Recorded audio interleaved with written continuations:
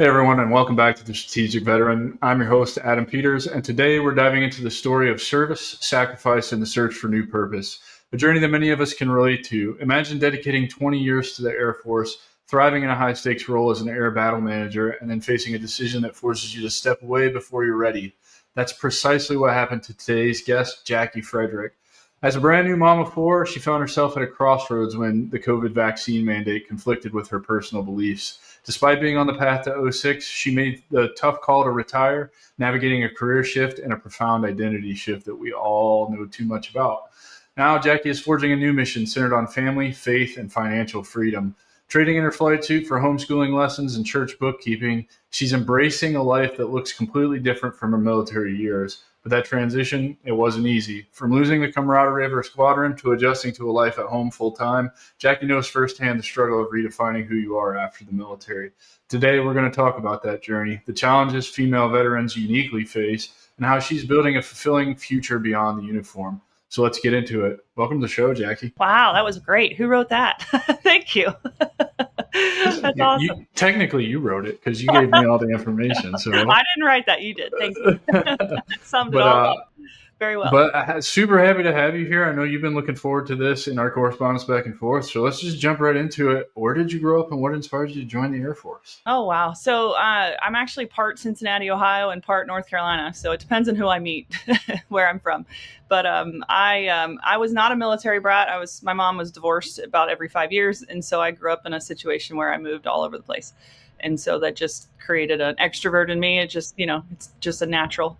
So I love doing these kinds of things. But my stepfather was in the Navy. And so hearing his stories about the Navy, and that was always interesting. But I was also a track. I was very much a runner, an athlete in cross country and track. And skiing actually is something that I've been doing since I was around 2.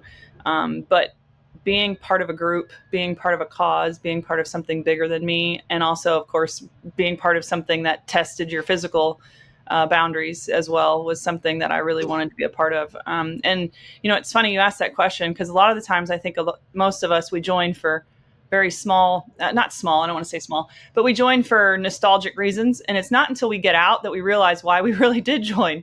And you are the first of 130 guests that has figured this out without me having to tell them. It's funny. I figured out that I wanted the respect of men and of more senior people is really, I think, why I joined. And with the changes in my life, with the different fathers and figures and all that sort of thing, I think that's probably where that stemmed from. And I was always very ready to please, and I wanted that respect that I could do what they did. Yeah. And I wanted to do what they did. And that's where I think now I'm having a really hard time with their transition because I'm not a man and I am very much a female, and trying to find my female roots has been somewhat difficult after putting the flight suit away because, my husband, he's not an overly jealous man, or at least he won't tell you that, but he was the stay-at-home dad. He became the stay-at-home dad because he was diagnosed with MS 6 years into his career. So he was an air battle manager as well. And so he became the father mommy. So he knew exactly what I was doing, who I was hanging out with, all of it. And, but I never saw the men that I worked with as men. I saw them as peers. And mm-hmm. So when you're not struggling, but when you're trying to get your footing and get your promotions and get the jobs and get all the things that you need that the military tells you need to do to move up, you're fighting against your peers. And so the men just don't look like men. And I know that sounds strange and it would be, I think, more difficult for a man to understand that. But I didn't see men as masculine entities. I saw them as just my peers and in a good way and not in a negative way. Just, I didn't think of them as attractive or manly or anything. Right.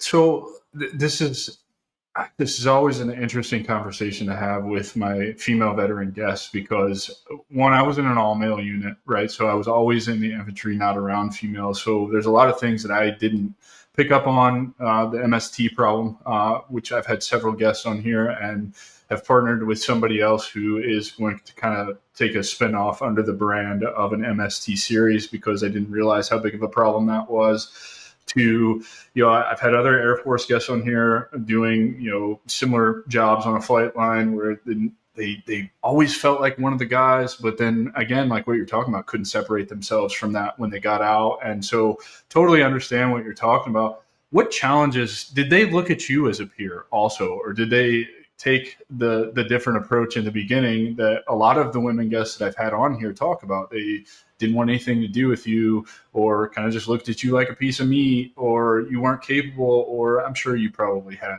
all of that shit to deal with, which is sad. So it's funny you asked that. So I was actually faster than pretty much all the men in officer training school. So I just, Nice. My husband actually recognized me because I lapped him twice. So he knew me as the girl with the nice rear running around. Right. And then he met me, and then we got married. Whatever. But point being is from the beginning, because of my athleticism, I did receive respect very quickly from the male groups, especially the male enlisted troops that went through officer training school. So they really respected my work ethic and my abilities to do that.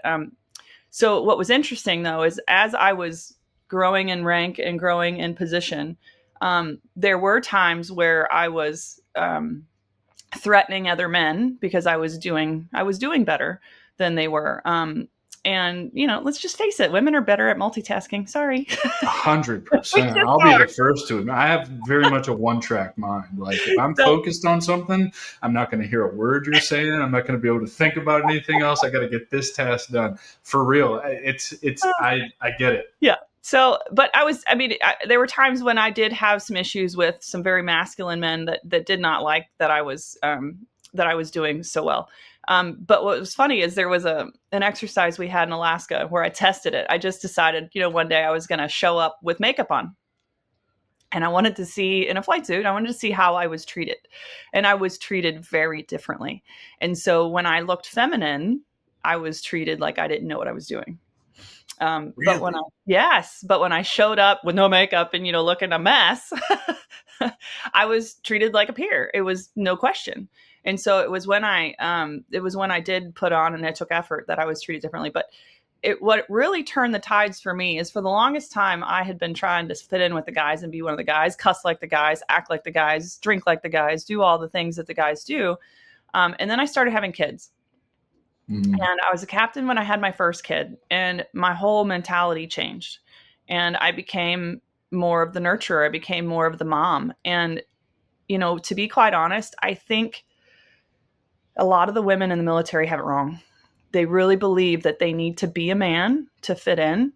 And in reality, the best opportunities that I ever had was when I embraced being a female and embraced my nurturing spirit, because that's when they weren't threatened by me. They wanted to help me. They moved me up in the ranks. They gave me positions that I never would have dreamed of.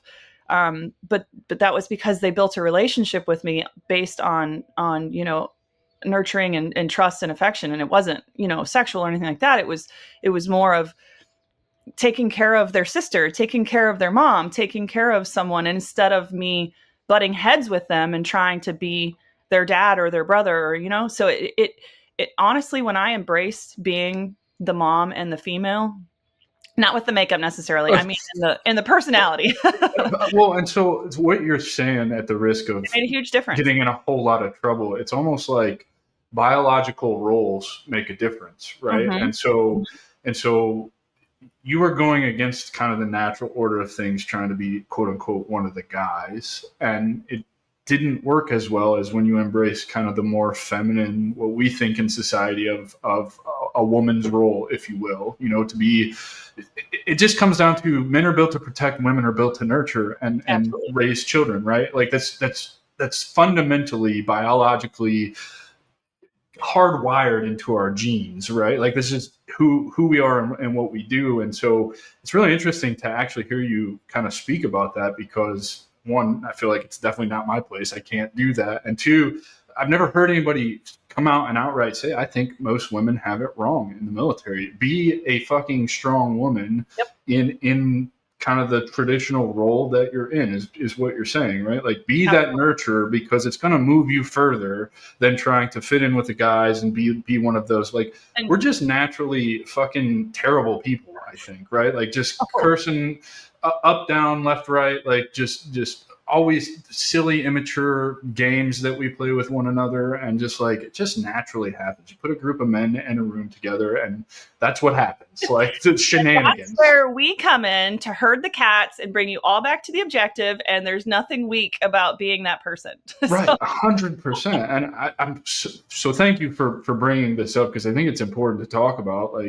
Like we all have our own roles inside of the military, and like stop trying to play a role that doesn't suit you, I think is the message, right? And I will tell you for sure that for me, I was an air battle manager, so it didn't matter my strength physically to do that job. So it was just a matter of multitasking and being able to speak. And, but doing any of the PT physical stuff, I was a maxer. I did my push-ups. I did all those things, but I will tell you, I have all kinds of radiculopathy and issues across my back and nerve damage, because my body, even though I did very well at my PT test, I had 2 100s in my career. My body isn't made to do some of those things. It's just not. Right. I mean, realistically, so I'm 6'3", 225-ish pounds right now. If I was to put an 80-pound ruck on my back, I know for a fact I can still probably do that in under 3 hours. You're probably not doing that. And if you do, you're probably going to feel really bad afterwards, right? Like we're just built different. 30-pound baby for a long time, but that's different. So no, I get it. I love that. So what does an air battle manager do? Let's kind of set the stage for what your job looked like over a very specific amount of time, 20 years and 22 days. Oh my. So the first bit of it was flying, and it was flying mostly in Oklahoma and Alaska. And you fly in the big AWACS E3 airborne early warning system. So it's command and control. So we are the go-between between the Air Operations Center and the fighter, the leading edge. And so our job was to communicate, go get gas, or there's the bad guy, go drop bombs there, so we manage the air battle. So it's hair on fire. It is, it sounds awesome. It's almost it sounds like a talk in the sky. It is. It is absolutely a talk in the sky. So we're not just the flyers though, too. So like I did about 1,000 hours in the jet, and I'm one of the small ones. A lot of the other people flew a whole lot more than I did. But then I transitioned to PACAF. And so I actually went to Korea and spent 2.5 years there working on the ground control station, working side by side with the ROCAF, so the Republic of Korea Air Force. And so we would control aircraft together. And so that's where you're watching the DMZ, watching Kim Jong-un, seeing what he's doing, what he's eating, all the things. Because he's called the chunker. But this guy, man, what a fucking piece of shit that is. So we did that for a while, and then we actually moved from Korea to Langley, because once you as an air battle manager, we're one of the very few officers that still do the job. The majority of officers, they become more of the desk paperwork. For sure. I get, my sister was in the Air Force. She got out as a major a couple of years, I guess last year. She was a weather. So she kind of did a lot of things over her career. Most memorable for me is when she was in Hawaii and got attached to 25th to an actual infantry unit. I had to go to the field with them, and she would call me and be like, I don't know how you did this for a whole career. This is fucking stupid. I want to shower, and I want to sleep in a bed. I don't want to sleep in the field. But then she came back here to Patrick, and they made her a recruiter. Like, it was just, it's weird. I don't understand the Air Force. I just know you guys did it right. I tell everybody, like, join the Air Force, period, bar none. Just go to the Air Force. Better life. Just, you're treated better. Big boy rules, it seemed, across every MOS or whatever you guys call it in the Air Force. So definitely get what you're talking about. Like, more admin. You still got to stay in the job. We saw it in the Army with the pilots, particularly. So pilots and rated career fields is what they call it, are the ones that typically stay in longer. Well, and we saw it with like the helicopter pilots. If you were an officer, you made major, that was it. Now you're commanding some kind of squadron, you're not flying as much. So dudes would deliberately not make rank so they could keep flying. And so I totally get how that goes. Anyway, not to cut you off. No, you're good. You're good. But we moved from Korea and then came to Langley, which is our major command, so Air Combat Command. And so here is where, interestingly enough, I actually did better in my career here, which was more of everybody calls it the 4-letter S word, the staff word, because they hate it. But for some reason, it just clicked with me. And so I stayed here. I was doing requirements, or making sure the warfighter had what they need for data links and radios. And then the Bacon aircraft, if you've heard anything about that, that was something that was huge for me. It's a router in the sky. Essentially, it allowed for your SATCOM to not have to reach a satellite and et cetera. But from then, I actually got picked up to be the speechwriter for 2 4-stars for COMAC. And so I got to write speeches for 2 years, which was amazing and very strange because you're strange. I don't have an English degree. Right. So it's like, why am I here? Why did you hire me? What? But and then you're watching your jokes and seeing if your jokes worked in the crowd. So that's kind of fun. But then from there, I did some more requirements for Air Operations Center. And then I actually joined the Guard for the last 4 years, of which I highly recommend if anybody hasn't looked into it. If there's anybody active duty still here, Guard active duty is the easy button. The Guard is you get to be the master of your own destiny. So it's kind of nice. So the last 4 years of my tour or my time in was with the Guard. And then I don't know if you want me to go there, but then the COVID mandate came down. Oh, we're going there. Yeah, we're 100%. Well, first of all, you were. It's not every day I get a lieutenant colonel willing to come on and have hard conversations, mm-hmm. right? Like particularly around something as sensitive as that. And if you listen to any single episode of my show, I do my absolute best to not get political because I don't think it matters, right? Like I can think, well, let's just go there now. So I can think back to my career. I was in from 03 to 15. I feel like there's a lot of overlap between both of our careers there. You were just in longer. And so I don't ever remember, and I joined in a George Bush army, right? And had an Obama, and part of me, is like, I missed the Trump administration by a month or two, right? When I got out. And so essentially 3 presidents is what I saw. And there was never any political anything when I was in the army at all. Not to be noticed. I didn't notice it, like not at all. And now it seems like there's a giant continental divide in our fighting force and over stupid shit. And I mean, when you start really, well, let's just talk about it. So your career, you were on track for 06 and COVID happens and boom, Lieutenant Colonel Moana Frederick decides, I'm not taking the fucking shot. I'm done. I'm not doing that. And so talk about that decision for you. How did that look? How did it come down? What was it a bunch of speculation and then hemming and hawing over a decision, or walk us through that process? So just to back up for a second. So my call sign is actually Mona. So it's spelled like Moana, but I came out before the movie. Okay, fair enough. No, I had an F-15 ride when I was a lieutenant, and my G strain sounded a little, yeah. So that's why my call sign's, and it's on tape. So yeah, it's somewhere out there. So if you're out there and you've heard it, it's me. I'm gonna go find it now. It's pre-cell phone and all that stuff, so it might be hard. But anyhow, so the COVID mandate came down. 3 days after I had just given birth to my 4th child. And I'm kind of a hippie, I'm a Christian and I like to keep my body as clean as possible. And I will tell you that with my husband's MS, I dove into toxins and what caused his MS. And so I learned a lot over the last, gosh, we've been married since 2007. How long is that? Math in public, almost 20 years. I don't know. We don't celebrate our anniversaries. You were 18 years. Okay, thank you. I'm terrible with that.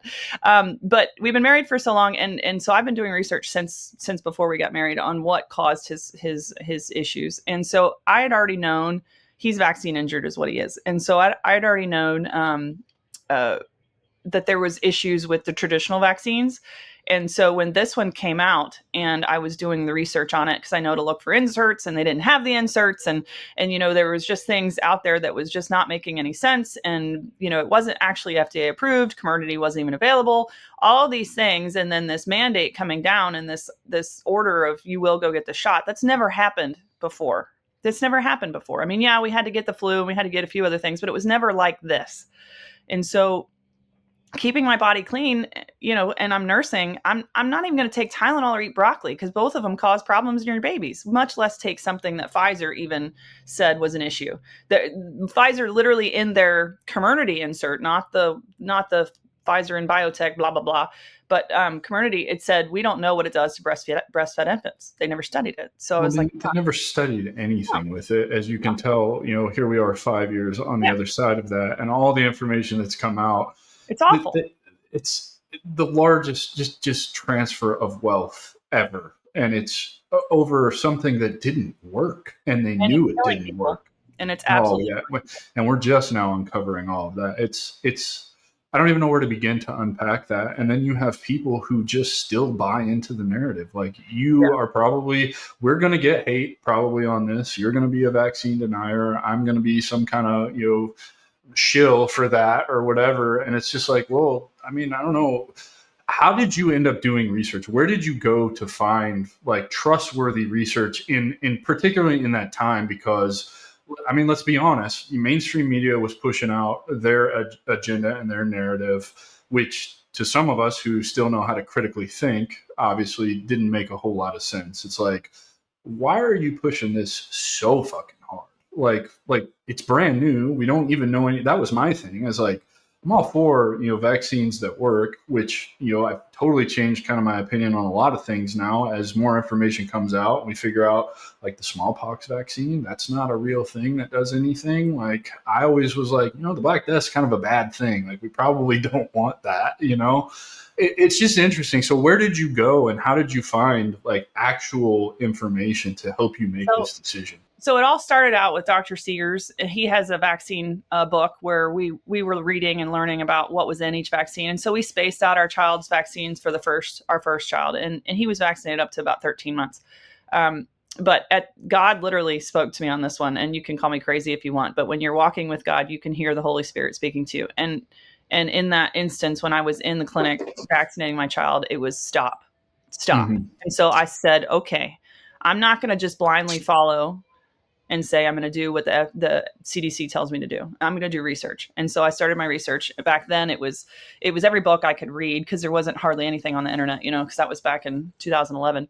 And then learning what I did about what was in vaccines and how they worked. I was also a biology major in college, so I already had somewhat of an understanding of, So you have some kind of foundation to understand the information. Somebody like me goes and reads that, and I'm lost having to look up words I've never seen before. And right. It's difficult. It can be hard to read like an insert if you don't really know what you're looking for. But once I started learning, Children's Health Defense came online. I don't know the exact year, but they came online well before the pandemic hit. And so I had found them and I started following them because they were publishing news that was not like anybody else. And so, interestingly enough, I actually was the first military fellow that got to work with Children's Health Defense and Bobby Kennedy. So during my last little bit before I retired, kind of like my skill bridge, if you will, I was able to be a fellow part-time with them and help them understand the military issues. But before that, though, it was using a lot of their resources, but also picking out, you got to, just like you listen to NPR and you listen to Fox News and you read between the lines, so you got to, you look at the CDC information, but you also look at the crunchy healthy mama situation. And so you try to figure out what's happening in the middle because there usually isn't a direct source that you can trust. So you got to use that discernment that you've been given to really read between the lines. But I will tell you this, and this is my little soapbox. So emulsifiers are what's causing the detriment in our society. Emulsifiers are what break down fat. They are what's causing a breakdown of your cells, breaking your gut barrier, blood-brain barrier, all of that. And part of those what those emulsifiers typically are is polysorbate or polyethylene glycol. Polysorbate is in every vaccine that there is, and there's a reason for it and in medicines too. PEG is in medicines too. And so I challenge each one of you to go and look at your even just aspirin. Look at the bottle, and you'll see. I was appalled the other day. I even looked at it for my husband. Polysorbate and PEG in it. Their job is to break down the fat barriers around your cells and to your brain and to your gut so that they work faster. So it's science. It's all pharmaceutical science. But the problem is it's breaking it down to allow for any toxins you eat through food coloring, MSG, water, all sorts of things to just flood there because there's no barrier anymore. Your brain's not like a kidney. You don't flush like a kidney.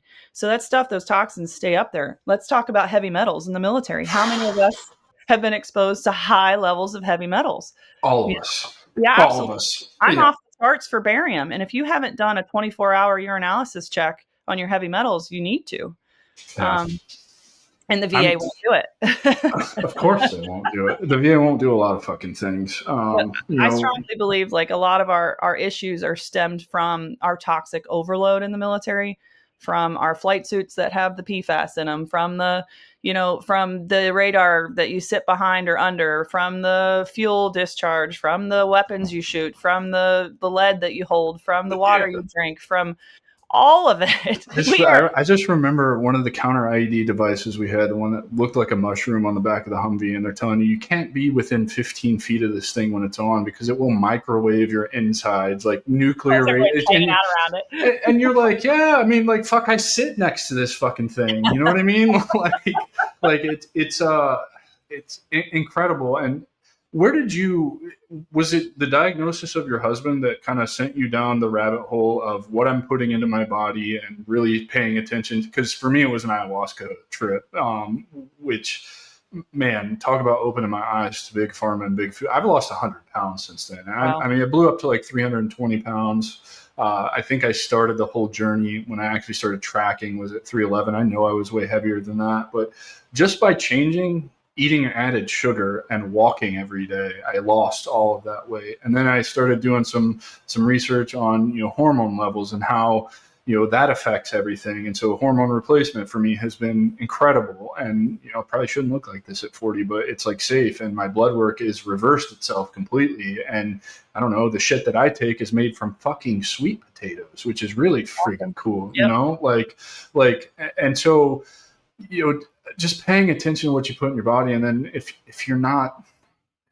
so closed off to think that, everything's a conspiracy or whatever, just start listening to some of the research that's out there and some of the work Bobby Kennedy is doing. And it's like, oh, there's some shit to this. And like really starts to blow your mind. And so the mandate came down and you were like, not doing it. Nope. And so then I went to, I had previously received a anthrax vaccination while I was nursing in Korea because I had a flight doc who understood, because I brought it up to him. I said, hey, how many nursing mothers have you tested that have taken anthrax in their babies? He's like, oh, that kind of makes sense. So he said, I'll exempt you from anthrax. And oh, by the way, typhoid while we're at it. So that was just while I was nursing. I understand the military requirements. I only was asking for it while I was nursing. I wasn't touchable for deployments anyways. Mm-hmm. So I thought that that's what I could do for COVID, that I could go into the medical facility and make my case. And they basically laughed at me and said, absolutely not. And there's no exemption for nursing mothers. There's exemptions for pregnant mothers, although there were a lot of pregnant mothers that were enlisted that were not told that, by the way, that were forced to get the shot while they were pregnant. That doesn't surprise me. They were told it was mandatory. So I went in with a binder of information to the flight docs, and I said, here's a whole bunch of information for you to read over. And they denied my medical requests. So then I went for the religious exemption. And the only reason why I didn't do the religious one first is because I thought it was going to be an easy kill with the medical since it had been earlier. And so I went for the religious exemption, and it was while I was still on maternity leave. And I brought my husband with me as my spiritual leader. I had, a Bible in one hand and a baby on another. And he's like, you're sincere. I was like, yes. Yeah. So not only am I not going to put this junk in my body, I'm also not going to use a product that tested on aborted fetal tissue, which is abhorrent if you actually know the story of how they get these kidneys out of these babies. They cut them out of live babies. They don't use aborted dead babies. They have to have live tissue. So they cut them out while they're still alive. Absolutely 100%. Look it up. It's awful. Anyhow, so that was at almost 19 years of service, and the religious exemption was put in, but it never was approved or denied because we realized that it was time to move on and we had to put in for retirement. And so I honestly didn't know if I was going to even get to retirement because people were getting kicked out in front of me left and right. So what was the sentiment? I mean, you couldn't have been the only one. I know several people who... There weren't many of us. Really? No, not many of us at all. See, and the people that I'm still connected to that are in, I mean, they did kind of what you did and fought it. Some got exemptions. Some were like, well, I guess it's my time. Fuck you, I'm out. Like, I'm not doing this. And, it's funny how, the shoe always drops on the other side because now they're owed back pay and all this other stuff. And, like, really interesting to see how this is all going. But I'm really, truly surprised that more people weren't, fighting it. There were two other lieutenant colonels in my group that said no, and one colonel who said no.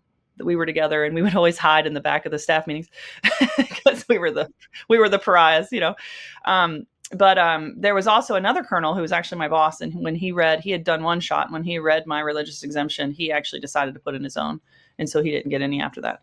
But that's really, and maybe a few people from our church, only because I had talked to them about it.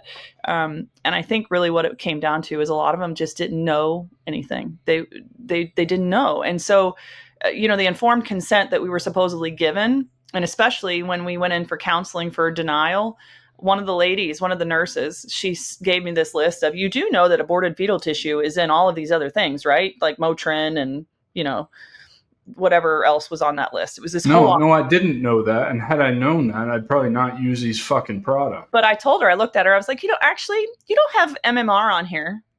She's like, what? I was like, yeah, the rubella vaccine. Yeah, that uses it too. And she looked at me and she's like, oh, you know what you're talking about. So I was like, yep, I'm not touching it. Thank you very much. And then and you were in the Guard for all of this, right? I was. And my direct leadership was amazing. They were absolutely amazing. It was literally, even the director of the Air National Guard, I think because he knew me, that's probably why they didn't do anything. I never got any paperwork. I did not come under the fire like so many others. Like, there's a ton that did. Lance Castle, or there's so many people that got thrown in jail for it or got UCMJ'd for it. Like, it was awful. I also wonder too if the sentiment was different just because the Guard, the difference between Guard and active duty. When you said you recommend people go check out the Guard, I'm thinking I don't agree with that advice, but that's the difference in our MOSs, right? So, and probably branch as well. Like, sure.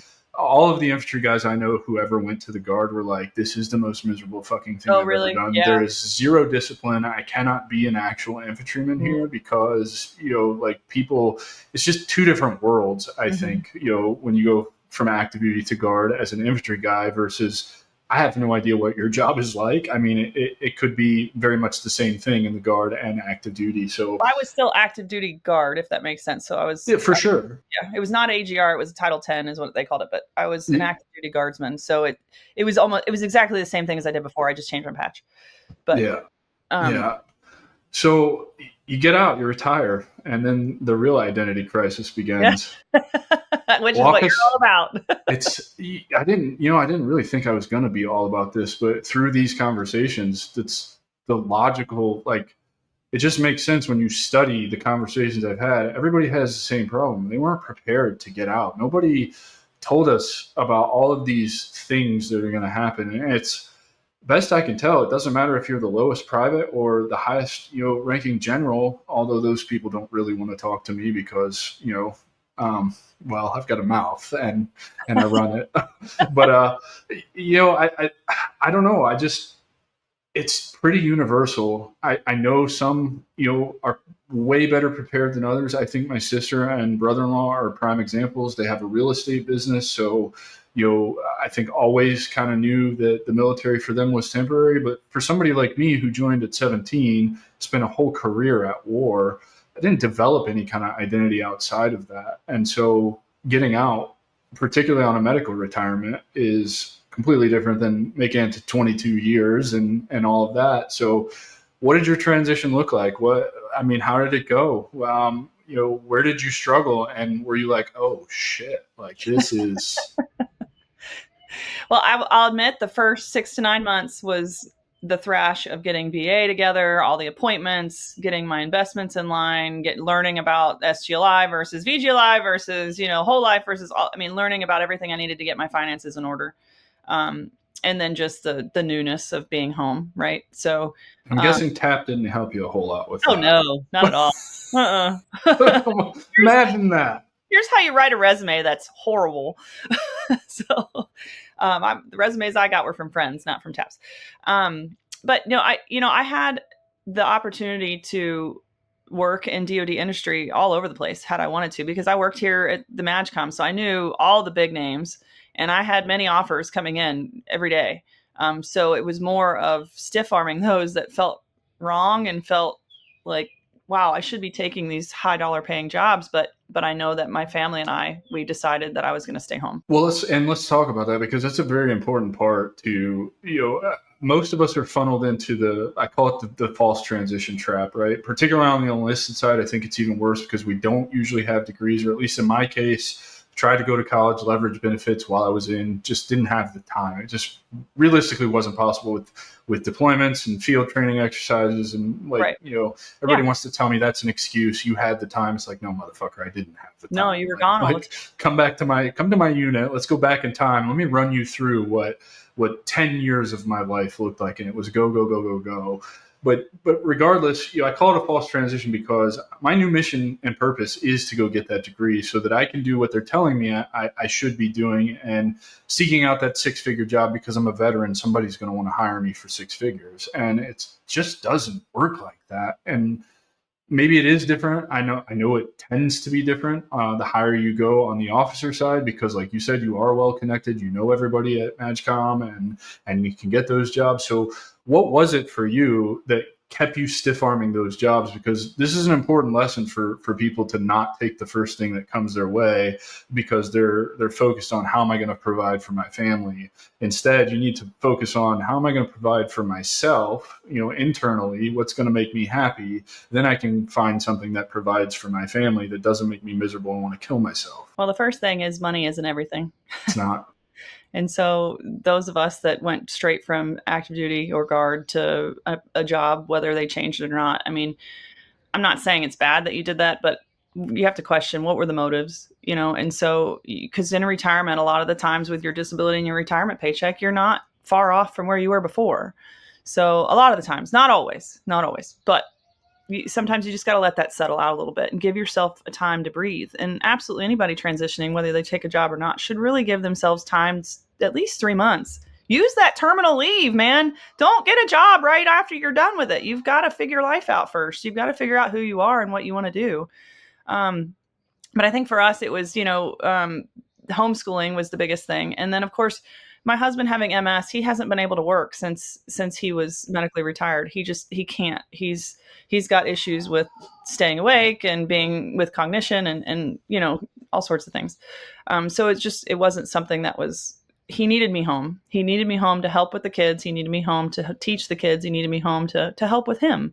But he also needed me home for our marriage. And so I think so often we go back to work and we forget about the importance of home and family. And the Air Force isn't going to be with me when I die, but my family is.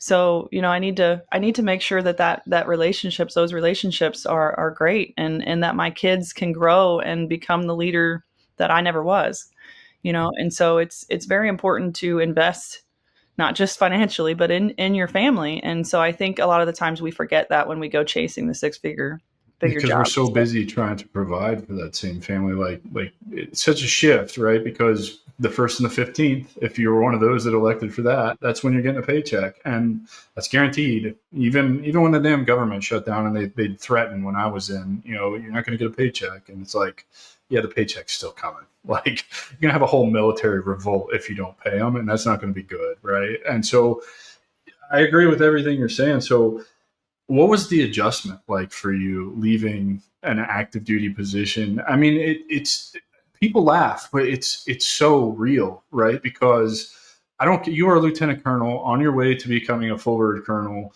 You're the one giving the times and where you need to be by that point, right? But also, it's still coming from somebody else for you. Like, everybody has a boss. I don't care who you are, and then you wake up one day and holy shit, there's no boss. There's no 5 a.m. war room meetings for a task list for the day that I need to disseminate to my platoon and my squad leaders. And it's like, the phone stops ringing and I have zero responsibility when I was responsible for a platoon of 40 grown men.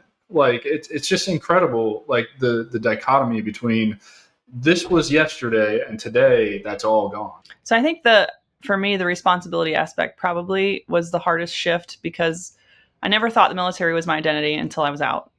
Until I put that flight suit in the attic, I never thought it was my identity. But because I had responsibility and I had people that looked to me for answers, now I got people looking to me for pancakes and waffles. So I know that that's better in my heart. I know that, but my mind and my ego says it's not. Mm-hmm. And so that's been probably the biggest mind shift, is what is my responsibility now? And is it important? No, my phone's not ringing off the hook anymore. I mean, or people asking me questions. But you know what's happening is my kids are coming to me asking questions, and I'm able to teach them how to write. And I'm able to teach them. My son was just writing a story on the computer, like his own very own story about androids or something. I don't know, but it doesn't matter. He's writing, and he's asking us for help and how to craft that. And I get to teach them, here's how you respond in a leadership situation. Here's how you get people to buy into what it is you want to do. And so I can do that now. And so I've had to shift my responsibility of being important to the world versus being important to my children. And that's to your world, yes. Right? And that's the important part. And it's really cool because all you're doing is taking your leadership skills and shifting them to your world, right? To your family, to your son. And they your don't son respect me nearly as much, and they throw fits, and yet. And I think that's important, right? Like, so much of being a leader is so selfless and not reaping the benefits until years down the road. I think I'm a prime example of this. I still mentor guys. One of them's about to pen E7 next month, and he's going to be at Binning, and you don't see all the fruit of the work that you put in until years down the road. And they're constantly calling you like, hey, sir, I know you're not a sergeant anymore or whatever, but like, this is my situation. How do I handle this? Like, I need your guidance. And it's like, yeah, see, it pays off. Like, I didn't think I was reaching anybody at the time, but through the years of being out, because I've been out 10 years now this year in November.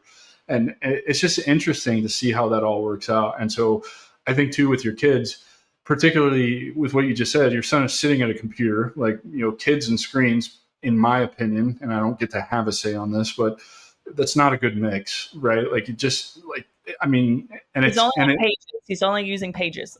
but I think the fact that he's sitting in front of a screen and he's writing a story and he's like, hey, how do I craft this way? That's so incredible. That's awesome, because most kids are like, know how to use YouTube and work the play and skip button and fast forward and all of that better than I do at 2 and 3 years old, minus, now your son's writing an actual story, creating content that he could leverage in the future to earn an income. Oh, imagine that. Like, it's just, again, I don't envy you as a parent either, because the current landscape, they have to be in front of technology if they want to have a fighting chance at any kind of career after, they graduate high school or the whole landscape looks completely different. So mitigating that is like, okay, how do we get them in front of screens and give them that advantage to learn, what their world is going to look like, but how do we also control and limit that time, and like, how much is too much? So I don't envy you as a parent. Yeah, they don't have their own phones, even though my son's almost 14. He doesn't have a phone. They get on the computer only to do nitro type. It's like a typing game. So they're learning how to type and just now learning how to do the pages. But yeah, it is difficult. And especially in the public environment. Why so-and-so has their own iPad and iPhone? Why can't I have mine? It's like, well, we're not going to do that. So we're going to have a 1980s childhood is what we're going to have.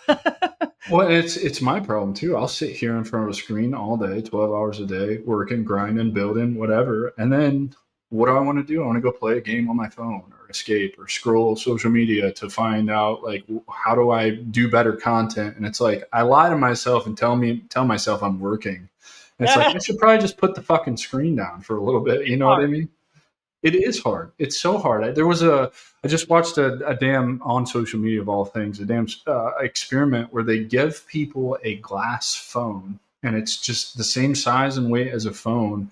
And there's actual psychological ties to having that in your pocket and holding that in your hand, just like having a phone. You get the same dopamine hit, which is really interesting, right? Like, we are evolving to and adapting to having these smart devices in our hands, and that's kind of scary when you think about it. It is. It's wild. But back to the transition stuff, and this is actually why we reached out and we connected, was because as a female, it has been very, very difficult to transition not only away from that leadership role, where I'm in charge of anybody and everybody, to being a wife and a mother, and then also I am not seen as a veteran a lot of the times. You're not the first person who's told me this as a female veteran. It seems extremely common, and I don't really understand that. Like, what is happening? Just people look at you different as the stay-at-home mom. They don't think that you could have ever served. Is that kind of the reactions that you're getting? Yes. And so That's walking around the mind blowing. commissary, I'm just a spouse, right? And it's not just anything. There's more work to be done as a spouse than there ever is doing anything else. I've worked harder at home than I ever did in the military. I'm not going to lie. So it's 24/7. It doesn't end. Right. But honestly, this is what appalled me the most, and this is where it kind of opened my eyes to a lot of it, and where I realized that I'm not seen as a vet. Is I wrote an article with J.M. Phelps, who now works for the Gateway Pundit, and it was about there's missing money for each disabled veteran that the VA is not giving their veterans. It's the very first month of disability pay, and it has to do with the United States Code. So it's an issue. So it's been going on since before Vietnam. It's been going on forever. It's just literally simply a United States Code that needs to be rewritten. So I discovered it in this whole process of getting our finances straight, yada yada, and I brought it to light, and I went on Rob Manus. I went on, another guy's show, and then did an Epoch Times article over a year ago. And then we refreshed it just now with Hegseth in line, hoping he would see it. Anyhow, so I went and looked at the comments on the article. It was awful. I was attacked left and right by our own veterans, thinking that I was being, entitled, or that I'm waving the military sexual trauma card like it's something, that every woman waves because we can get disability for. I mean, they don't know anything about my story, and they're attacking me as she doesn't need the money. She doesn't need this. And it's not that I did it for me at all. I did it for the entire veteran population that's disabled, Right. to bring it to light. We are entitled to that. We Absolutely. are entitled to that. Entitled, the key word there, because we signed a contract, right? But I got attacked by more veterans, and there was only one person on there that said, "Hey guys, she's trying to help." I lost sleep over this because I was like, how in the world are we ever going to come together as a veteran group to get changes made with how we're treated at the VA, with the toxins, with the financials, all of that, if we can't even come together over something like this? We're not. That's the thing. We're not. And it was just so upsetting. And to even touch on the military sexual trauma, I don't know if I mentioned it to you or not, but I was actually attacked by an Afghan national policeman off base outside the Kabul International Airport in the middle of the night with one light on the whole tarmac. He attacked me. He tried to kiss me. He tried to hold me down, all of this. I finally got away from him. And then all my friends in the tower, they saw I was like in shock, and because my job was actually in the tower where I worked. We were only protected by an Indian Gurkha who was like 5 feet tall. It was pretty funny. But he was, a trained assassin. So it's fine. Sure. Yeah. But it didn't seem fine in the moment. No, but the story continues. So they brought in their Afghani guard, their general, if you will. He looked like James Earl Jones, only Afghani. And I literally had to come back downstairs, one light on the entire tarmac. This is the Kabul International Airport. Okay. Before it was, on the news and everything. This was back in 2009, I think. Anyhow, so I had to be in the middle of 20 ANPs while they were getting beat in front of me by the general, trying to find out who it was and what happened. Then I'm trying to tell my story in this like brave female voice, like I got to tell my story, and they can't understand me because they're, they don't understand English, and their eyes are just, they're terrified. Then they lined him up under that one light. I had to walk the line and identify the guy. Fuck. I couldn't identify him. Mind you, I didn't have a weapon on me that was loaded because I didn't at the time. And then they're all armed, and I'm outside of ISAF jurisdiction. The general asked to not report it, so it was never reported. So these people that are saying that I'm just waving military sexual trauma like this, it's like this just, token thing. It's not true at all. You have no idea. And these are the same people that kind of sparked the whole platform I've built here, because I started the podcast. It's one of those things. You go to Facebook groups, any veteran Facebook group, people will not often, but they'll put something that they're going through related to whatever challenge it is they're facing, and they just get relentlessly bullied by everybody in there. Or, for example, I was losing buddies at like 4 or 5 a month to suicide for a long time. And it was just like clockwork. You could expect it. And then you go in those groups and we've got to do something about this, but nobody gets off their ass and does anything about it. And it's because of people like that I actually have a platform. And I chose to build it on LinkedIn and do this podcast because LinkedIn is a far superior social media platform. There's not a whole lot of that going on there. I'm sure it's going on in places that I don't see, but I also don't tolerate it in my feed either.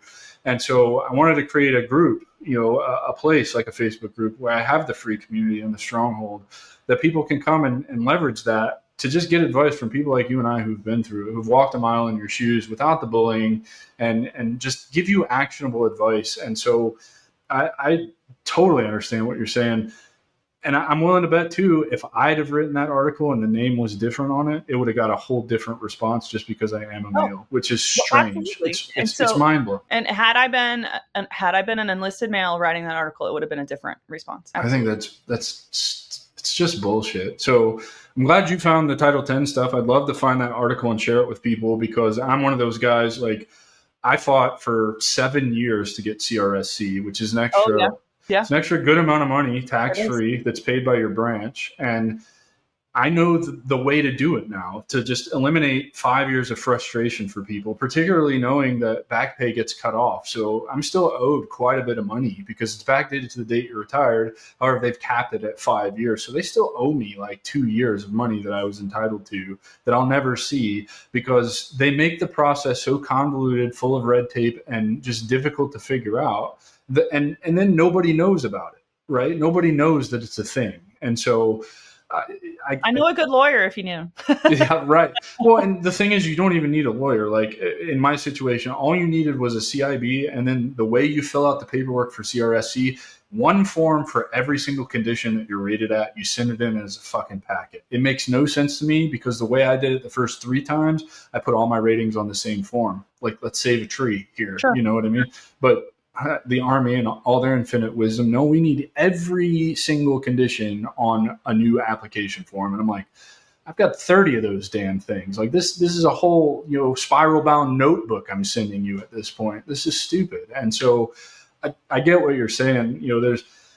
I hate that you tried to help our community and you got shit on for it. And that doesn't make sense. So how do we change that? Like, how do you have any inkling as to like why our community is geared mentally to attacking you for putting out an article like this? Like, why is that? I racked my brain. I wanted to respond with all kinds of things, and I just racked my brain. I think a lot of the people that replied were more of the 1960s and 70s era. So that makes a ton of sense, because I get a lot of that from Vietnam and Desert Storm era veterans in my narrative on social media. I get the comments, you knew what you were signing up for. The Army's in the business of training warfighters, not in the business of training people how to be civilians. And it's like, yeah, that's my whole fucking message here, guys. Like, you were duped. I was duped. Let's prevent our future generations from being duped. And I don't know, because I understand the leverage we have as veterans, and I understand kind of the landscape. 22 years of a war. For the first time in history, we have fathers and sons and mothers and daughters fighting in the same fucking campaign. Yeah. Yep. So you've created effectively almost 3 generations of people who are bitter towards the military because they're Absolutely. not taking. So the bitterness is what if I may, I don't know how much longer we have, but the bitterness. We got as much time as you have. Oh, my kids aren't screaming, so we're good. Yeah. No, the bitterness, and I think that's where a lot of this is coming from, because what we've got is a group of people that fought their heart out. They saw people die next to them. They lost limbs and arms and all of those things in the field. Their vision of what a disabled veteran is one that doesn't have all of its appendages, right? Mm-hmm. And it has very bad PTSD. My husband worked for the VA for a while, where he actually helped with percentages. And so he got to see a lot of these people. They're also the generation that, did not put in for I'm sick. They didn't tell anybody, right? And so, yeah, well, I mean, that's a man thing. That's just a man thing. And so I had to get my husband, I had to go with him to the doctor. It's a culture thing too. I mean, the infantry, I watched guys' careers get ruined for going to get mental health help in my first 2 deployments, right? Yep. And so you learn, we learn by watching other people. And as a flyer, I never said anything either, right? Yep. So, because I was afraid I was going to be DNF, I was going to lose my job. So what I'm getting at is our injuries now, a lot of the older generations see our disabilities now as not severe enough. They're not true disabled veterans. We didn't undergo what they did, which we did not, but warfare has changed. And so that is where I believe the bitterness has set in, because they see us as these taking cash that, we don't deserve because we don't have an arm blown off. But what they don't know, and it's not because it's not because they're being persnickety or anything like that. It's just they don't know. Mm-hmm. They don't know that our new war is one where we're faced with depleted uranium shells all over the place. We're faced with, poo in the air that's just fecal articulate matter. We're faced with radars that we sit on and under. We're faced with in my career, over 40 vaccines. They didn't have that back then. They didn't. And so our bodies are different. Our warfare is different. And a lot of us are getting sick before we even go overseas because of the advancement in technology that we're being faced with. I can tell you that I've had 12 miscarriages. And the reason why is because of the toxic overload in my body that I am just now discovering. I've been fighting for 10 years to figure out what's happening. And I finally was diagnosed with Hashimoto's. And Hashimoto's is caused by what? Radiation and toxic exposure, your environmental toxins.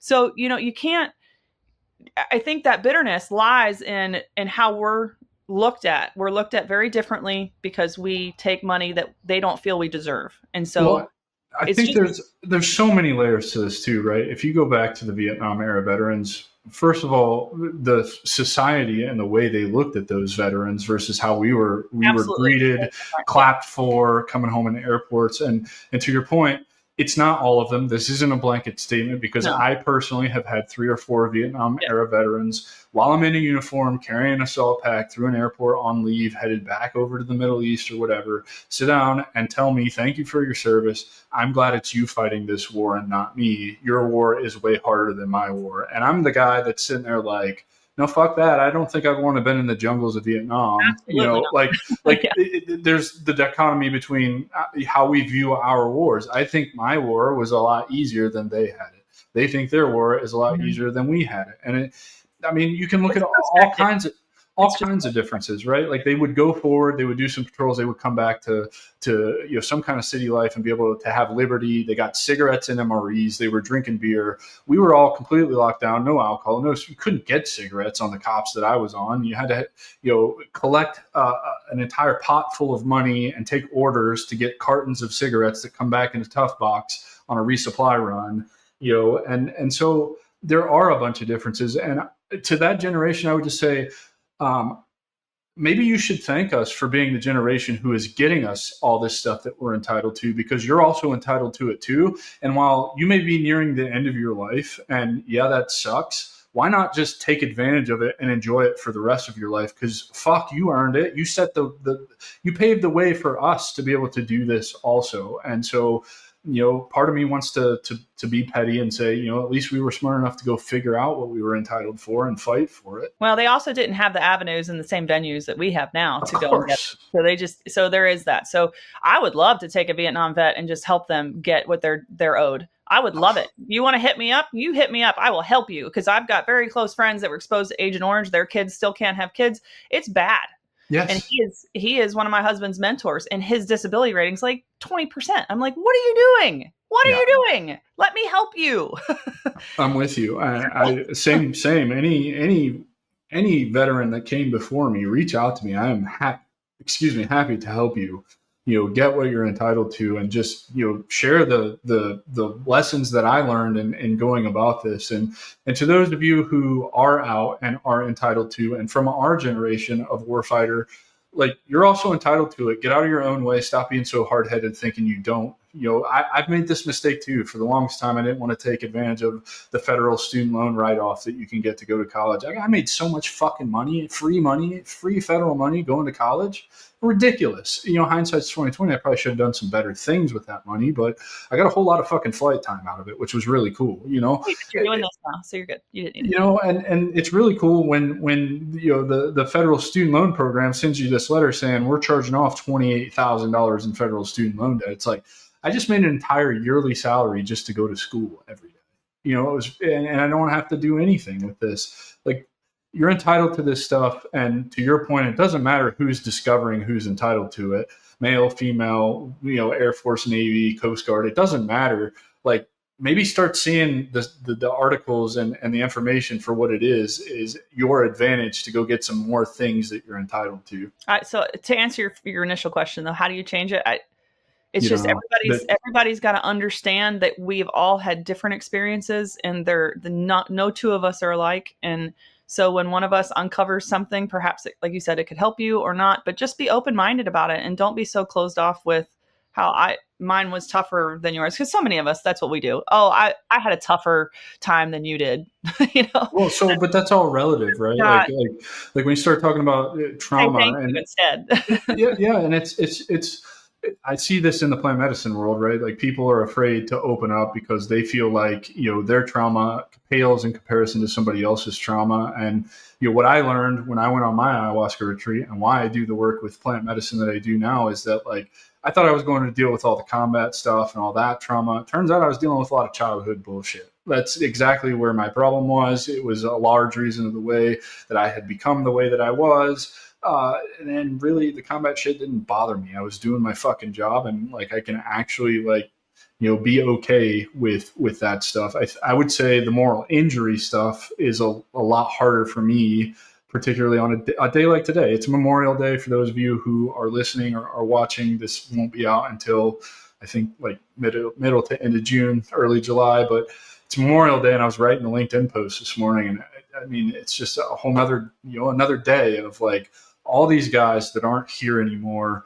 That definitely gets to me, but they all died doing something that we all loved it. I think, like whether we admit it or not, whether we were miserable in the moment or not, I think they all went out the way they were, planning on going out. I think they're happy with the way they went out, and so I can be okay with that. I understand that, I did everything within my power and my roles when those people were lost. That's not my fault anymore, and so, or was never my fault or whatever. And so I can move past that. It doesn't mean it doesn't hurt. It doesn't mean I don't still remember them, but.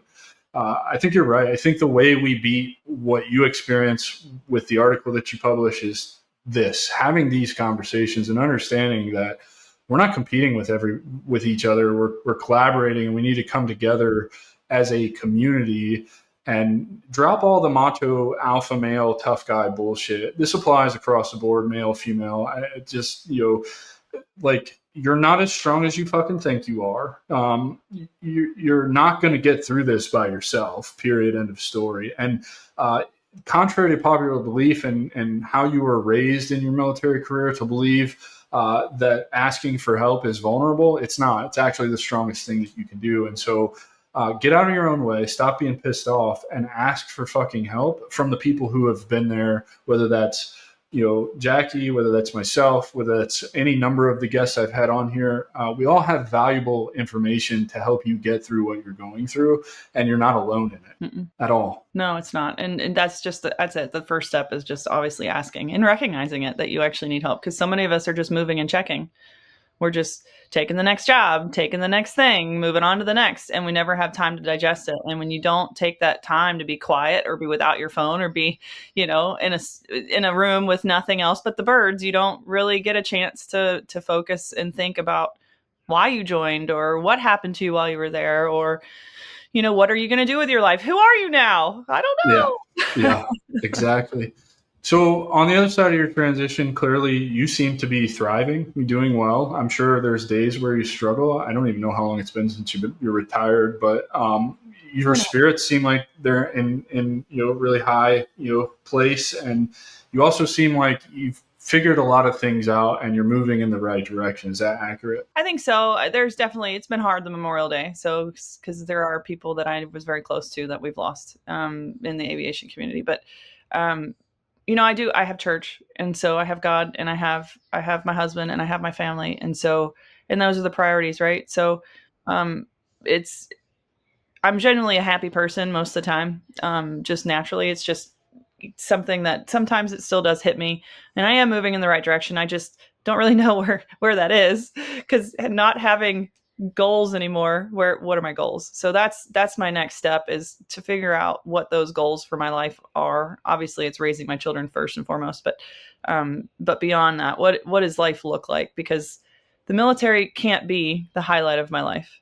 It won't be. So many people act that way and feel that way, and that's what they remember, and that's all they did. And I can't imagine that that's going to be me. It's so funny. It's like the equivalent of, the high school quarterback or something like that, right? Like you're just stuck in those are the glory days through your whole adult life, and the military is definitely not that. And so, not having goals, I think this is important. I think this could serve as a super powerful lesson for those who actually tune into this and want to get better. What is your approach to figuring that stuff out right now? To figure out my goal, it's what puts the fire under me. There you go. So I get really worked up with health. I get really worked up with young women and having babies, lactation type stuff, helping moms have good relationships with their babies. And so I am the go-to now. I do have that responsibility of several people that come to me as their doctor, even though I'm not a doctor, but because I know a lot of the things that you need to take to help.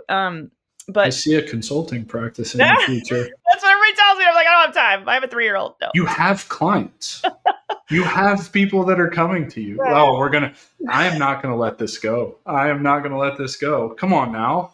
Well, the first step is I want to get my doula certification and my lactation certification. And funny enough, I actually applied for, what is it? The Voc Rehab or whatever it's called now. Uh-huh. So I applied for that. And the guy told me, he's like, you're the first lieutenant colonel that's ever applied for any of this.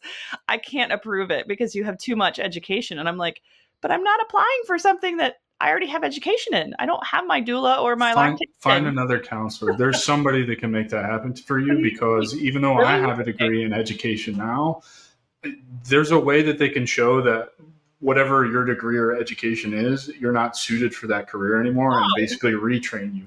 There's a way around it. Okay. I'm not well versed on the Voc Rehab stuff. Let me we'll get off this recording. We'll talk afterwards. But I'm sure there's people in my network who can help you with this, and I'm fairly certain you can do it.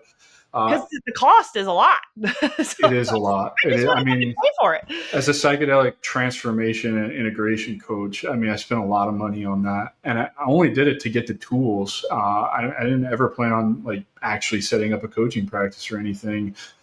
Good investment, but I'm excited to hear are you doing just specific doula, or are you going to go into death doula stuff? What are you going to do? So right now it's just focusing on being a doula and helping those other ladies at our church.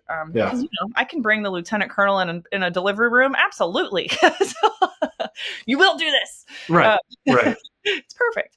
No, but that, and then the lactation part. And then I would love to be a functional medicine type provider, because that's where my spot is. That's where I like to focus, is on gut healing and then brain healing as well. So right now I'm not there yet, just because I am discovering, for example, my husband's blood-brain barrier being compromised.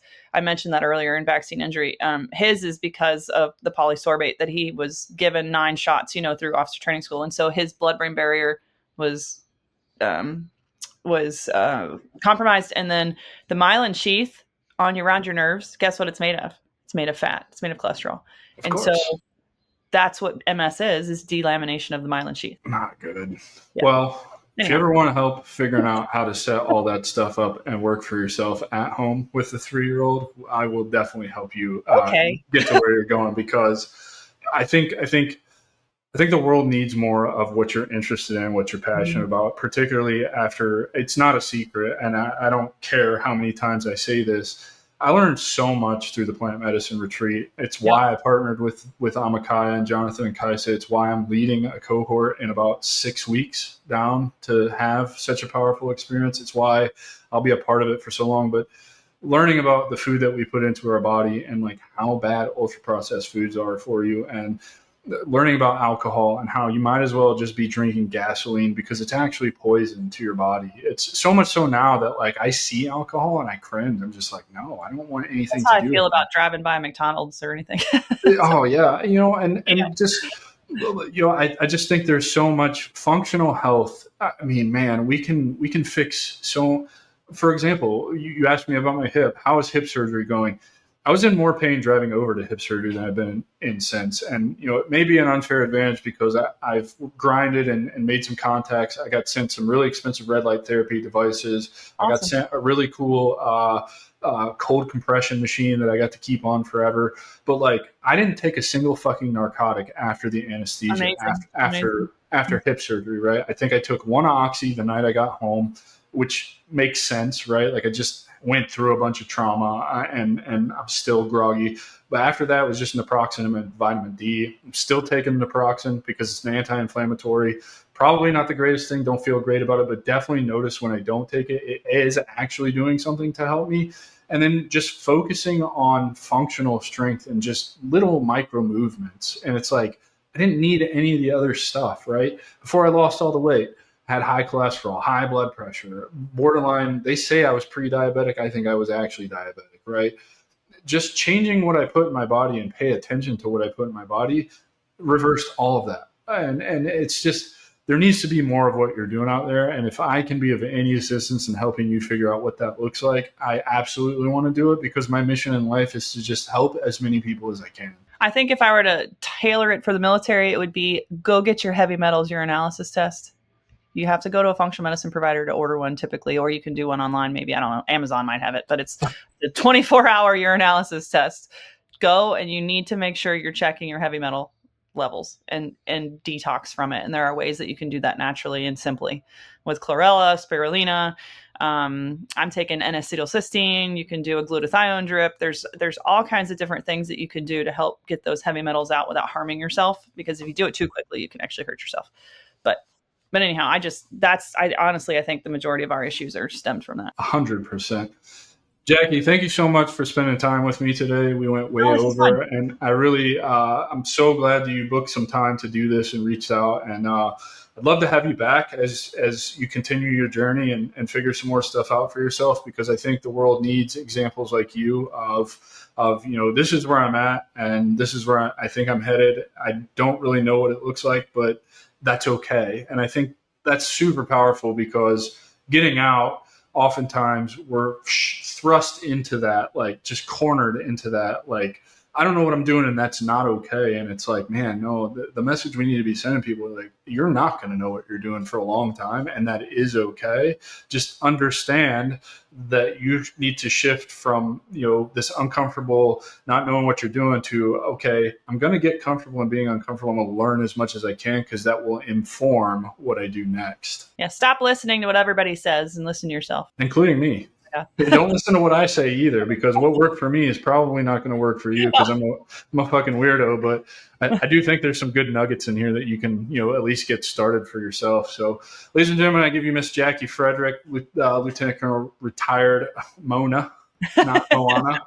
I really appreciate you spending time with us today and for all the great information. And if you want to do this again, just let me know. Absolutely. Happy to have you back.